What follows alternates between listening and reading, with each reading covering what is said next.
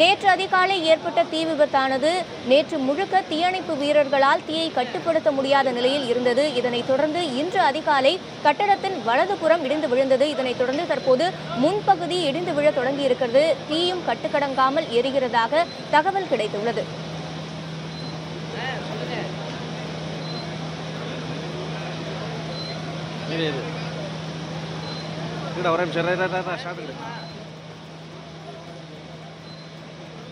அடிச்சு கலை என்ன ஆனா ரெண்டு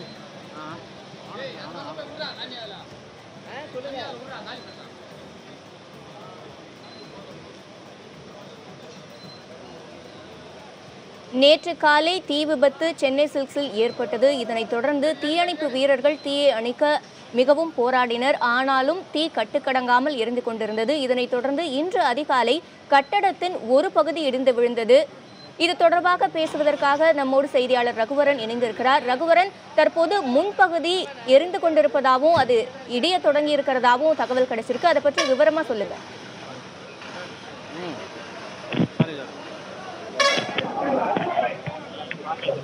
ரகுவரன், கட்டிடத்தோட முன்பகுதியில தீ இப்ப கொழுந்து விட்டு எரியறதாவும் கட்டிடத்தோட முன்பகுதி இடிய தொடங்கி இருக்கிறதாவும் தகவல் கிடைச்சிருக்கு. அதை பற்றி விவரமா சொல்லுங்க. தீ பிடித்து எரிய தொடங்கி இருக்கிறது. நான்காவது மாடியிலிருந்து முகப்பு பகுதியில் இருக்கக்கூடிய அந்த ஹாலோ பிளாக் என்று சொல்லக்கூடிய அந்த கல்லால் முன்பகுதி முழுவதுமாக அடைக்கப்பட்டிருந்தது. வெப்பம் மற்றும் தீயின் காரணமாக அந்த ஹாலோ பிளாக்கள் சரிந்து முழுமையாக சாலையில் சரிந்து விழுந்ததுதான் நாம் தற்போது பார்த்துக் கொண்டிருக்கிறோம். முழுமையாக தீ கட்டுக்குள் கொண்டு வரப்பட்டது என்ற நிலையில் இருந்த போது திடீரென்று தீ விபத்து ஏற்பட்டு ஒரு பெரிய சத்தத்துடன் ஹாலோ பிளாக்குகள் 4வது 5வது தளத்திலிருந்து வெடித்து சாலையில் விழுந்து காட்சியை தான் நாம் தற்போது பார்த்துக் கொண்டிருக்கிறோம். ரகுவரன், அதிகாலை கட்டடம் இடிந்து விழுந்த போது உட்புறமா விழுந்ததுனால எந்தவித பாதிப்பும் இல்லாம இருந்தது. இந்நிலையில இப்போ முன்பகுதியே எரிந்துட்டு இருக்கு. அது இடிஞ்சு விழுந்தா பாதுகாப்புக்கு என்ன அவங்க நடவடிக்கை எடுத்திருக்காங்க? அதாவது இந்த முகப்பு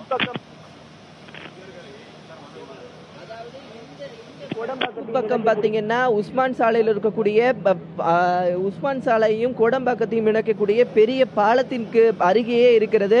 இந்த முகப்பு பகுதியில் இடிந்தால் பாலத்திற்கு பெரிய அளவில் பாதிப்பு ஏற்படும். அதிக அளவில் அது மட்டும் இல்லாமல் அருகே இருக்கக்கூடிய 2-3 கடைகளும் பெரிய அளவில் பாதிப்பு அடைவதற்கு வாய்ப்புகள் இருக்கிறது. தற்போது அந்த பகுதிக்கு யாரும் செல்ல முடியாத நிலையில் தான் இருக்கிறார்கள். பாலத்திலிருந்தும் கட்டிடத்தினுடைய அடிப்பகுதியிலிருந்தும் தீயணைப்பு வீரர்கள் 4 குழாய்களில் தீயணைப்பு வீரர்கள் தீ அணைக்கும் பணியில் ஈடுபட்டு கொண்டிருக்கிறார்கள். இந்த கட்டிடத்தினுடைய முகப்பு பகுதி மட்டும் பார்த்தீங்கன்னா ஹாலோ பிளாக்கால் ஆனது. கட்டிடம் முழுவதுமாக காங்கிரீட் கலவையால் ஆக்கப்பட்டதாக இருந்தாலும் கட்டிடத்தினுடைய முகப்பு பகுதி ஹாலோ பிளாக்கால் ஆக்கப்பட்டது. இந்த ஹாலோ பிளாக்குகள் திடீரென்று வெடித்து கீழே தீப்பொறியுடன் விழுந்ததுனால தான் இந்த பாதிப்பு ஏற்பட்டிருக்கிறது. கட்டிடத்தினுடைய 4வது 5வது தளங்களிலிருந்து திடீரென்று தீ ஜுவாலையுடன் கட்டிடத்தினுடைய முகப்பு பகுதிக்கான சுவர் இடிந்து விழுந்த காட்சிகளை தான் நாம் தற்போது பார்த்து கொண்டிருக்கிறோம். அந்த தீயை அணைக்கும் பணியில் தற்போது தீயணைப்பு வீரர்கள் ஈடுபட்டு கொண்டிருக்கிறார்கள். கட்டிடத்தினுடைய முகப்பு பகுதி முழுமையாக இடியும் பட்சத்தில் உஸ்மான் சாலையில் பெரிய அளவு பாதிப்பு ஏற்படுவதற்கு வாய்ப்புகள் இருக்கிறது. ரகுவரன், கட்டட வல்லுநர்கள் வந்தாதான் கட்டடத்தோட மீதி பகுதிகளை என்ன செய்யலாம் அப்படின்றது குறித்து ஆலோசிக்க முடியும்னு மாவட்ட ஆட்சியர் காலையில தெரிவிச்சிருந்தாரு. அவங்க வரவழைக்கப்பட்டுட்டாங்களா?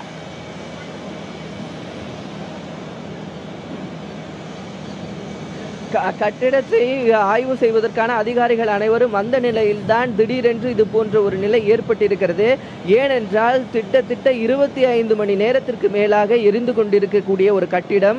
அது மட்டும் இல்லாமல் இடிபாடுகள் 7 மாடி இடிபாடுகளும் ஒரே இடத்தில் குவிந்திருக்கிறது. எப்படி உள்ளே செல்வது, என்ன மாதிரியான சூழ்நிலை ஏற்பட்டிருக்கிறது என்பது தொடர்பான ஆய்வுகள் மேற்கொள்ள வேண்டும். அது மட்டும் இல்லாமல் உள்ளே வீரர்களை தீயணைப்பு படை வீரர்களை அனுப்ப வேண்டும் என்றால் அதற்கான பாதுகாப்பான சூழ்நிலைகள் முதலில் உள்ளே இருக்கிறதா என்பதெல்லாம் முதலில் பார்க்க வேண்டும். அதன் பிறகுதான் கட்டிடத்தினுடைய ஸ்ட்ரக்சர் தெரிஞ்சாதான் அதற்கான நடவடிக்கை எடுக்க முடியும் அப்படின்னு சொல்லியிருந்தாங்க. தற்போது அதற்கான நடவடிக்கைகள் எடுக்கப்பட்டு கொண்டிருந்த நிலையில்தான் இந்த கட்டிடத்தினுடைய முகப்பு பகுதி முழுமையாக சேதமடைந்து 4-5 தளத்தில் இருக்கக்கூடிய முகப்பு பகுதியை அடைத்திருந்த ஹாலோ பிளாக்குகள் தீப்பொறியுடன் வெடித்து செதறி கீழே விழுந்த காட்சியை நாம் பார்த்தோம். தற்போது கட்டிடத்தோட முன்பகுதி இடிந்து விழுந்தா பாலத்திற்கு சேதம் ஏற்படும் என்று தெரிவிச்சிருந்தீங்க. மற்றபடி சுற்றி இருக்கும் கடைகளுக்கு ஏதேனும் பாதிப்பு ஏற்படுமா? அதுக்கான பாதுகாப்பு நடவடிக்கைகள் எல்லாம் சரியா எடுக்கப்பட்டிருக்கா? முன்னேற்பாடுகள்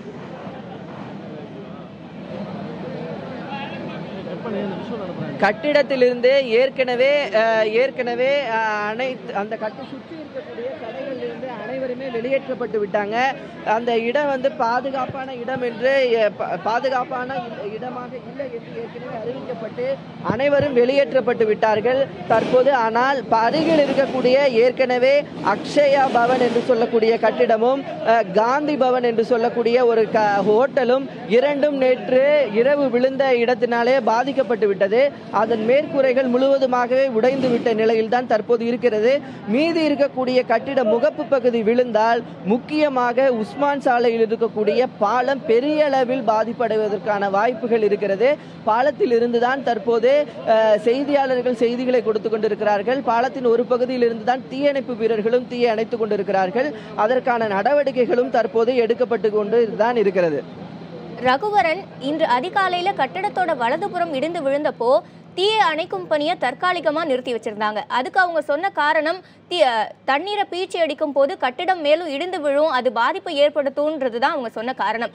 இப்போ திரும்பவும் தீயை அணைக்கும் பணி ஆரம்பிச்சதுக்கு அப்புறம் தான் முன்பகுதி இப்போ விழ தொடங்கி இருக்கு. இதுதான் காரணமா அல்லது தீ கொழுந்து விட்டு எரியறதுக்கு வேற ஏதேனும் காரணம் இருக்கா?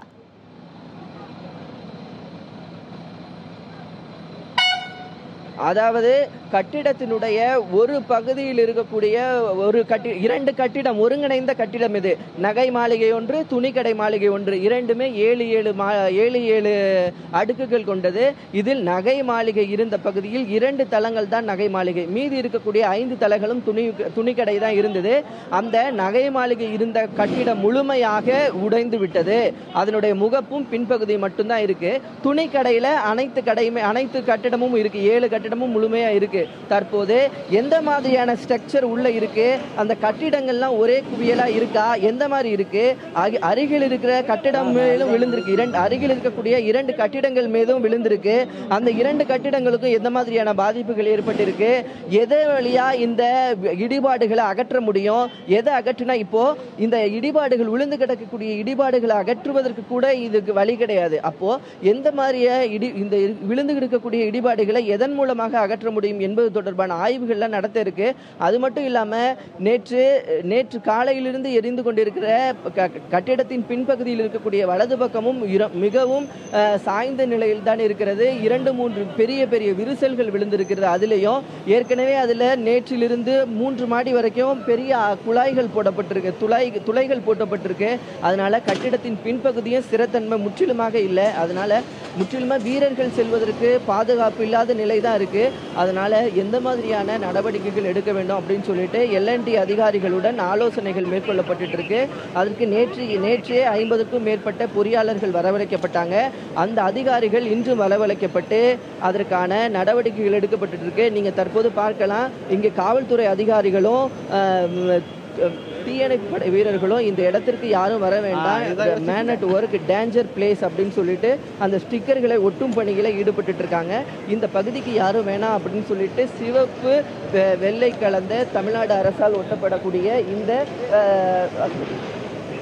ஒரு தடுப்பை போலீசார் போட்டுக்கொண்டிருக்கும் காட்சிகளை தான் நாம் தற்போது பார்த்து கொண்டிருக்கிறோம். இதை தாண்டி யாரும் வர வேண்டாம் என்று காவல்துறை அதிகாரிகள் எச்சரிக்கை விடுத்து சென்றிருக்கிறார்கள்.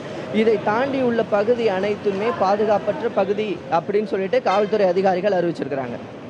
ரகுவரன், இப்போ எத்தனை தீயணைப்பு வீரர்கள் பணியில் ஈடுபட்டிருக்காங்க, அவங்களுக்கு போதுமான பாதுகாப்பு இருக்கா?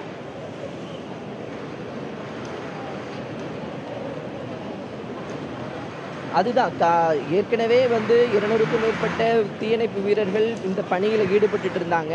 ஏற்கனவே அவங்க இப்போ தயார் நிலையில் இருந்த 150க்கும் மேற்பட்ட தீயணைப்பு படை வீரர்களும் வரவழைக்கப்பட்டுட்டாங்க. அதுக்கு இப்போது அதிகாரிகளுடைய முடிவுகள் அடிப்படையில் தான் தீயணைப்பு வீரர்கள் நடவடிக்கை எடுப்பாங்க. தற்போது முகப்பு பகுதியில் ஏற்பட்ட தீயானது அணைக்கப்பட்டு விட்டது. தற்போது தண்ணி பீச்சு அடித்தலும் நிறுத்தி வைக்கப்பட்டு இருக்கிறது. ஆலோசனைகள் முடிந்த பிறகு அதிகாரிகளின் முடிவுக்கு பிறகுதான் அடுத்த கட்ட நடவடிக்கைகள் இருக்கும். நேற்று காலை அமைச்சர்கள் அனைவருமே வந்து இந்த இடத்தில் ஆய்வு மேற்கொண்டாங்க. இன்று அதிகாரிகள் அனைவருமே வந்திருக்காங்க. அமைச்சர்கள் தலைமையில் ஆலோசனை நடைபெற்ற பிறகு எந்த மாதிரியான முடிவுகள் எடுக்கப்பட வேண்டும் அப்படின்னு சொல்லிட்டு அதற்கான நடவடிக்கைகள் எடுப்பாங்க.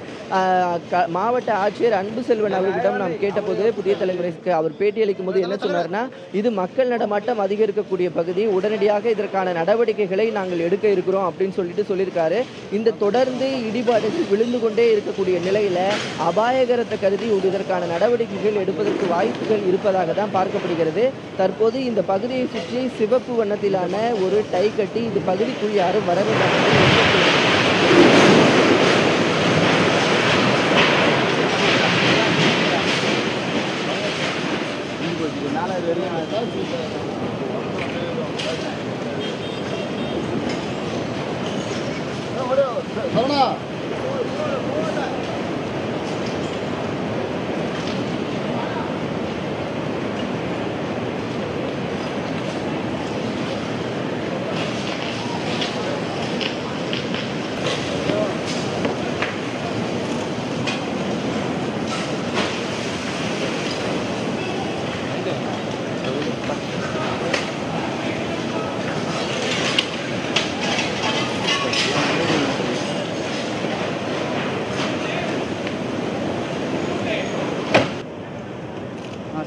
சென்னை தீநகரில் உள்ள சென்னை சில்க்ஸ் கட்டடத்தின் முன்பகுதி தற்போது இடிந்து விழுந்து கொண்டிருக்கிறது. தீ கொழுந்துவிட்டு எரிவதை நாம் நேரலையில் பார்த்துக் கொண்டிருக்கிறோம். தீயணைப்பு வீரர்கள் தீயை கட்டுக்குள் கொண்டு வருவதற்காக பணியை மேற்கொண்டுள்ளனர்.